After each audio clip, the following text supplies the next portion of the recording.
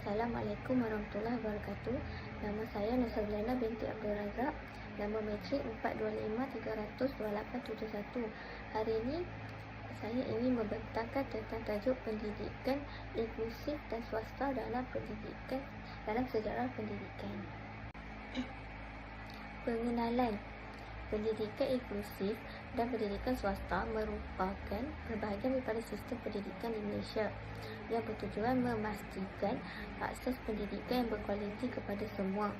Pendidikan inklusif ni memberi peluang kepada murid berkeperluan khas untuk belajar bersama murid arus perdana dalam persekitaran yang menyokong, manakala pendidikan swasta menawarkan alternatif pembelajaran dengan kepelbagaian kurikulum dan pendekatan pengajaran, iaitu kedua-dua bentuk pendidikan ini memberi peranan penting dalam melahirkan insan yang berilmu, seimbang dan berdaya saing setiap pelajar.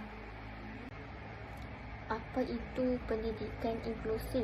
Pendidikan inklusif ini bermaksud atau satu sistem di mana pelajar berkeperluan khas seperti autism, ADHD atau masalah pembelajaran, iaitu belajar bersama-sama dengan pelajar arus perdana dalam satu persekitaran yang sama. Contoh dia dekat Malaysia ni, model ni sangat banyak diterajui oleh sektor swasta, terutamanya sekolah antarabangsa yang membawa maksud amalan inklusif daripada sistem pendidikan barat seperti di UK dan Amerika Syarikat. Untuk poin yang pertama, iaitu pendidikan untuk murid berkeperluan khas ni, contoh dia macam dekat satu sekolah tu dia tetap adakan dia bahagi sama rata, tak kira lah aliran perdana maupun pendidikan khas dapat pelajaran yang sama rata.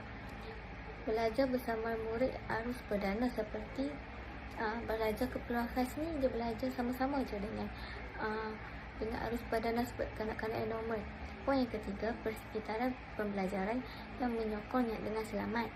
Poin yang ketiga, banyak diterajui oleh sektor swasta, iaitu banyak sekolah swasta je yang ambil inisiatif tentang pelajar arus perdana dengan keperluan khas ni belajar sekali. Poin yang terakhir dipengaruhi dengan amalan pendidikan barat, iaitu sekolah swasta ni banyak mempengaruhi kepada sekolah luar untuk ambil inisiatif semua. Seterusnya, akar sejarah, iaitu inisiatif komuniti era British. Sejarah membuktikan bahawa pendidikan bagi mereka yang berbeza di tanah Melayu bermula daripada inisiatif swasta.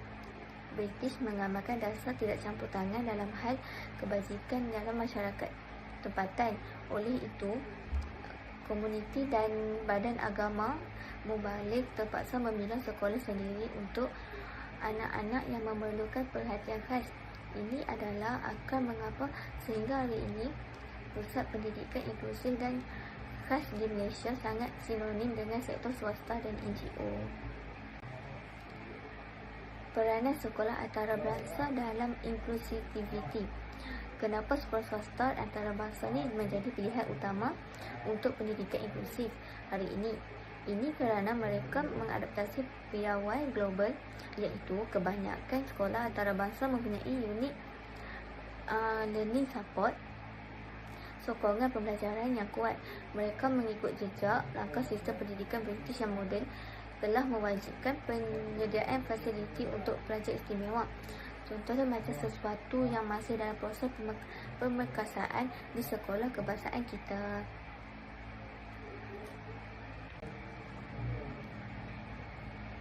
Kelebihan model swasta,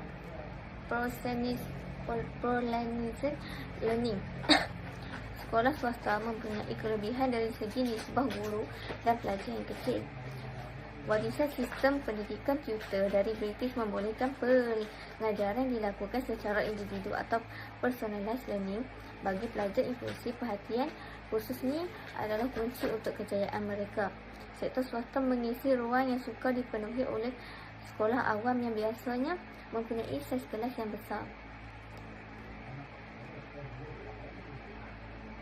Contohnya dekat peranan ni, sekolah swasta ni dia dalam sekolah tu dia ada kuantiti yang sikit. Contoh macam guru dalam 20 orang. Lepas tu pelajar dia sikit je. Guru tu hanya perlu memfokuskan kepada pelajar tersebut sahaja, berbanding dengan sekolah kerajaan yang muridnya ramai, guru tak mencukupi dan perlu beri perhatian yang banyak terhadap setiap pelajar. Cabaran ekonomi inklusif yang mahal. Namun terdapat cabaran yang besar. Pendidikan inklusif di sektor swasta sangat mahal. Ibu bapa bukan sahaja membayar yuran sekolah tetapi juga membayar yuran tambahan untuk pembantu khas, iaitu shadow teacher atau terapi.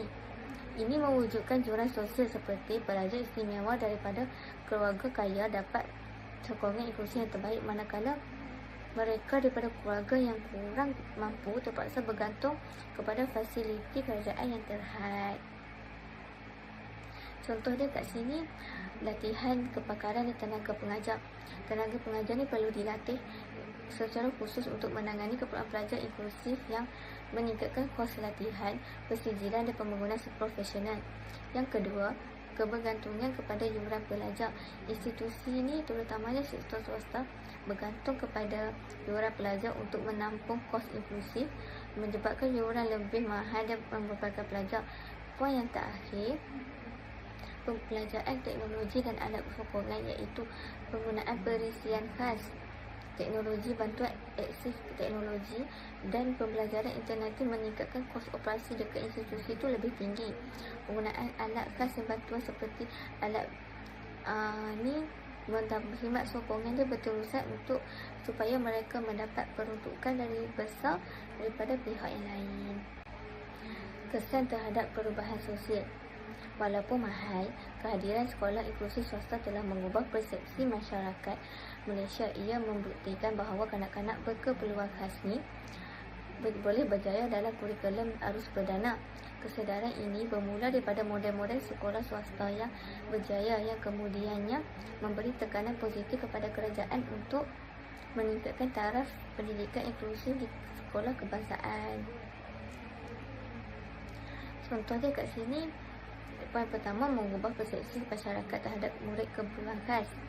Poin yang kedua, membuktikan kebolehan pelajar keperluan khas ni dalam arus perdana tu boleh. Kira maksud dia macam kanak-kanak keperluan khas ni bukan sahaja boleh lakukan aktiviti tersebut, tapi dia boleh melakukan aktiviti yang pelajar arus perdana lakukan, dia pun boleh buat. Meningkatkan kesedaran tentang kepentingan inklusif. Sekolah inklusif swasta sebagai contoh model kejayaan, memberi tekanan positif kepada kerajaan untuk menambah baik dasar inklusif. Seterusnya, kerjasama awam dan swasta, iaitu public, private and partnership.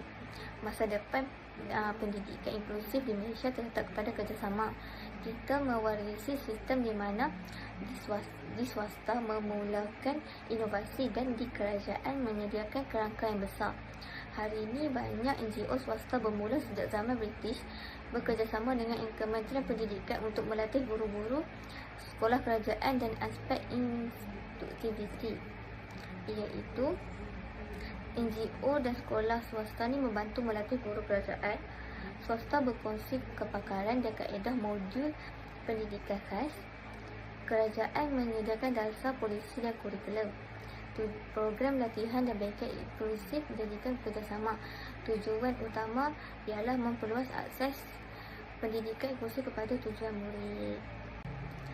Kesimpulan, sebagai rumusan, pendidikan inklusif di Malaysia merupakan banyak untung kepada keberanian sektor swasta dan NGO yang bermula sejak kolonial.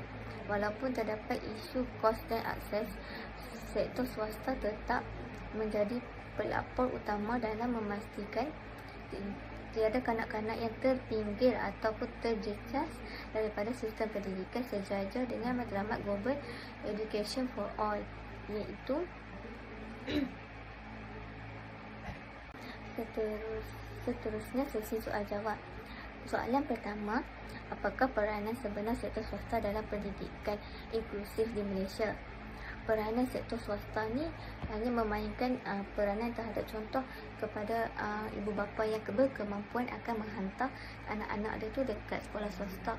Sekolah swasta ni dia hanya memfokuskan kepada pelajar yang mendaftar kat situ, yang berbanding dengan kerajaan, cikgu perlu fokus dengan ramai pelajar dekat sekolah tu. Untuk soalan yang kedua, bagaimana kerjasama awam swasta boleh membantu pendidikan inklusif?